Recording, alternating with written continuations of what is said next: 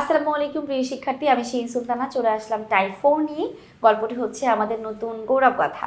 আজকে আমরা আলোচনা করব এই সমাপ্তিসূচক প্রশ্ন থেকে কেমন ধরনের প্রশ্ন তোমাদের কমন আসতে পারে সেই ব্যাপারগুলো নিয়ে। তো চলো আমরা পড়াশোনা শুরু করে দিই। আমাদের 37 নম্বর প্রশ্নে কি আছে দেখো। আমাদের নতুন গৌরব গাথা প্রবন্ধে বর্ষা ঋতুতে কি হয়? অবিরাম বৃষ্টি ঝরছিল, মানুষের মনে জ্বলতে থাকা আগুন থামাচ্ছিল, মাটি প্রকৃতি শীতল করছিল। উত্তর হচ্ছে আমাদের 2 নাম্বার। অবিরাম বৃষ্টি ছিল, অনেক বৃষ্টি ছিল, এটা হবে না। মাটি প্রকৃতি শীতল করছিল, কিন্তু মানুষের মনে যে জ্বলতে থাকা আগুন সেটা কিন্তু থামছিল না। সেজন্য 1 ও 3 আমাদের কারেক্ট আনসার, উত্তর 2। এবার আমরা 38 নাম্বার দেখব। তবু সমগ্র দেশ যেন এক অসহনীয় উৎকণ্ঠায় স্তব্ধ হয়ে আছে। বাক্যে অসহনীয় উৎকণ্ঠার স্তব্ধ বলতে বোঝানো হয়েছে কি? মানুষ অসহনীয় স্তব্ধ মানে একেবারে জ্বলন্ত আগুনের মতো মানুষ হয়ে আছে। এখানে মানে যেটা সহ্য করা যায় না এমন উৎকণ্ঠায় স্থবিত বলতে কি বোঝাচ্ছে দেখো। রাষ্ট্রীয় বাহিনীগুলোর পরিণতি দেখার অপেক্ষা না, ছাত্ররা কিন্তু এই ধরনের পরিণতি তারা দেখতে চায় নাই, এটা হবে না। স্বৈরাচারী সরকারের পতনের অপেক্ষায়, এটা তারা চাচ্ছিলে, তো এটা কারেক্ট আনসার। আন্দোলনের পরিণতি দেখার অপেক্ষা, এটাও কারেক্ট আনসার, উত্তর হচ্ছে আমাদের 3 নাম্বার।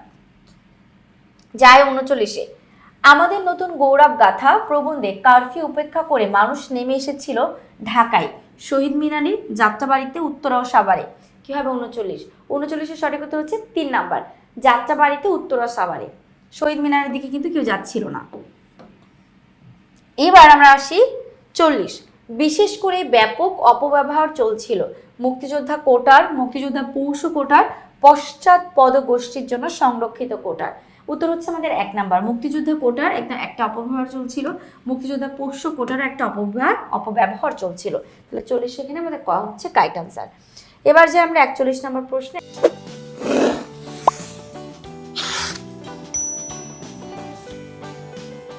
41-এর কি আছে দেখো। কোটা ব্যবস্থা পুনর্বিন্যাসের দাবিতে আন্দোলন হয়েছে 2016 সালে, 2018 সালে, 2024 সালে। উত্তর হচ্ছে 2018 এবং 24। 2018 সালে কোটা ব্যবস্থা পুনর্নির্বাসের দাবিতে একটা আন্দোলন হয়েছিল, সেটা আবার নতুন করে যোগ হয়েছে 2024 সালে। তার মানে উত্তর হচ্ছে আমাদের 2 ও 3 কারেক্ট আনসার। আমাদের কিন্তু এখানে আরো কয়েকটি প্রশ্ন আছে, প্রশ্নগুলো আমরা একটু দেখি। 42, 43, 44, 45 চারটা প্রশ্ন খেয়াল করে দেখো। 42 নম্বর প্রশ্ন।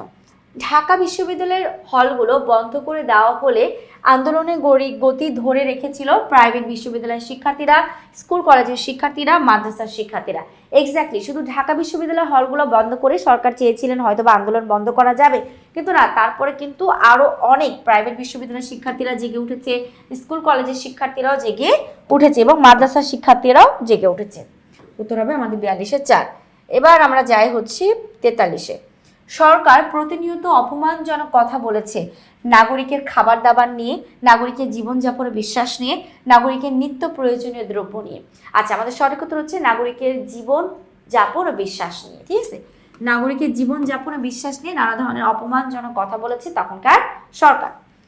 এবার আসি আমরা 44। গণ অভ্যুত্থানের শুরু থেকে মানুষ স্বৈরাচারী সরকারের পতনকে চরম সাফল্য না ভেবে একটি নতুন বাংলাদেশ গড়তে চেয়েছে, যা হবে জালিমের নয়, মুসলিমের, গণতান্ত্রিক ও জনবান্ধব। এটাই কিন্তু সবাই চেয়েছিল। তারপর আমাদের 44-এর 4 কারেক্ট আনসার। এবার আমরা দেখব 45 নম্বর প্রশ্ন। গ্রাফিতি হলো দেয়ালে আঁকা বা কথা যা সময়ের চিত্র তুলে ধরে, দেয়ালে আঠা দিয়ে লাগানো পোস্টার। গ্রাফিতি হচ্ছে আমাদের দেয়ালে আঁকা বা কথা যা সময়ের চিত্র তুলে ধরে, আঠা দিয়ে লাগানো কোনো পোস্টার না। তার মানে আমাদের উত্তর হচ্ছে ক। 1 ও 2 কারেক্ট আনসার। তো এগুলাই ছিল সমাপ্তিসূচক প্রশ্ন উত্তর। ভালো করে পড়বে যাতে করে পরীক্ষায় ভালো রেজাল্ট করা যায়। একটা নাম্বারও কিন্তু আমাদের জন্য অনেক গুরুত্বপূর্ণ। তো আজকে এই পর্যন্তই। সকলে ভালো থেকো, সুস্থ থেকো। আল্লাহ হাফেজ, আসসালামু আলাইকুম।